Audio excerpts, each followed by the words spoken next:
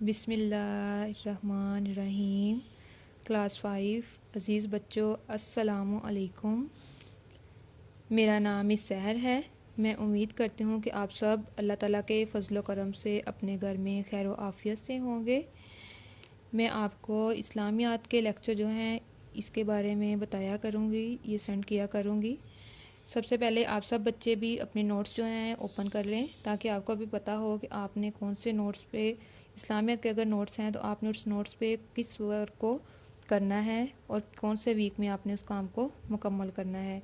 जैसा कि सबसे पहले आप सब जानते हैं कि हमने क्लास में जो है बाब दोइम ईमानियात और इबादात से पढ़ना जो है वो शुरू किया था। इसका सबक जो है दुनिया आखिरत की खेती है, यहाँ से हमने अपने काम को शुरू किया था। ये मुकम्मल हमने रीडिंग जो है वो कर ली है। साथ में हमने इसकी जो मरूज़ी हिस्सा है इसको भी मुकम्मल कर लिया हुआ है। मरूज़ी हिस्सा मुकम्मल करने के बाद इसके सवालात के जवाबात जो हमने किए थे, इसमें से हमने सवाल नंबर 1 और सवाल नंबर 2 जो है इसको भी हमने मुकम्मल कर लिया था। जो हमने काम शुरू करना है, आप भी अपने नोट्स में से इस पेज को ओपन करें। पहला हफ्ता इस्लामियात, दिन सोमवार, लेक्चर नंबर 1, तारीख़ 3 मई 2021। इस तरह जिस तरह मैंने अपने नोट्स के ऊपर लिखा है, अगर आप भी इस तरह लिख लें तो आपके लिए ज़्यादा आसानी हो जाएगी। आज का हमने जो लेक्चर नंबर 1 है ये शुरू कर रहे हैं सवाल नंबर 3 से। नामा इमाल क्यों तैयार किया जाता है? हर इंसान का नामा इमाल इसलिए तैयार किया जाता है ताकि मरने के बाद हर इंसान को उसके इमाल के मुताबिक जज़ा और सज़ा दी जाए।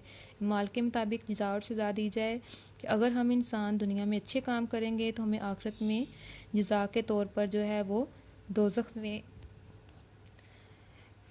में नहीं भेजा जाएगा, बल्कि हमें जन्नत में भेजा जाएगा। और अगर हमारे अमाल जो हैं वो अच्छे नहीं होंगे तो हमें सज़ा के तौर पर दोज़ख में भेज दिया जाएगा। सवाल नंबर 4, यौम हशर से क्या मुराद है? मौत के बाद अल्लाह ताला इंसानों को एक दूसरी ज़िंदगी बख्शेगा और तमाम इंसान अल्लाह के सामने हाज़िर होंगे। उस दिन को हशर कहा जाता है। मौत के बाद अल्लाह ताला इंसानों को एक दूसरी ज़िंदगी बख्शेगा। दूसरी ज़िंदगी कौन सी होगी? जब हम मर जाएंगे तो हशर का दिन होगा। उस दिन जब हमें अल्लाह ताला दोबारा ज़िंदगी देंगे तो वो हमारी दूसरी ज़िंदगी होगी और तमाम इंसान अल्लाह के सामने हाज़िर होंगे और उस दिन को हशर कहा जाता है।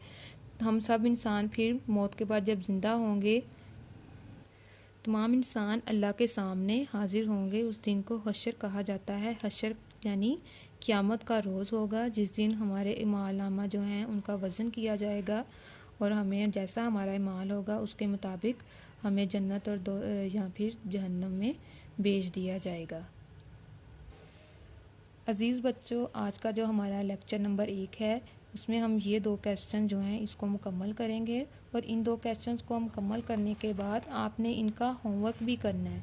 और होमवर्क करने के लिए आप कोई भी पेपर ले लें, उसके ऊपर पेपर पे आपने अपने काम को करना है। जैसे मैंने देखे आपके सामने ये पेपर है, इसके ऊपर लिखा हुआ है elite school Hasan campus Sangla Hill, सब कुछ आपके सामने आपको नज़र आ रहा है। इसी तरह आपने अपने जो है वो पेपर को रेडी करना है। और ये जो मैंने जमात पंजम के सामने ब्रैकेट छोड़ी है ना, ये आपको नज़र आ रहे होंगे। इस ब्रैकेट में आपने अपना सेक्शन लिखना है, जो भी है एंजल है या फिर फैल्कॉन है वो आपने लिखना है इसमें। और लिखने के बाद जैसे ये आपको पेपर पे नज़र आ रहा है लिखना है। और ये दर्ज झैल सवालात के जवाबात लिखिए, इसमें आपने सवालात अब लिखने हैं। और सवालात लिखने के बाद आपने इसको मुकम्मल करके स्कूल में जो है वह वीकेंड पे जमा करवाना है। और जिन बच्चों के ये साइड पे मार्जिन लाइन नहीं लगी होगी वो मार्जिन लाइन ज़रूर लगाएं। और कोई भी आपने लफ्ज़ जो है वो मार्जिन लाइन से आगे नहीं लिखना और ना ही आपने जो है इसको काम को करते हुए रिमूवर का इस्तेमाल करना है।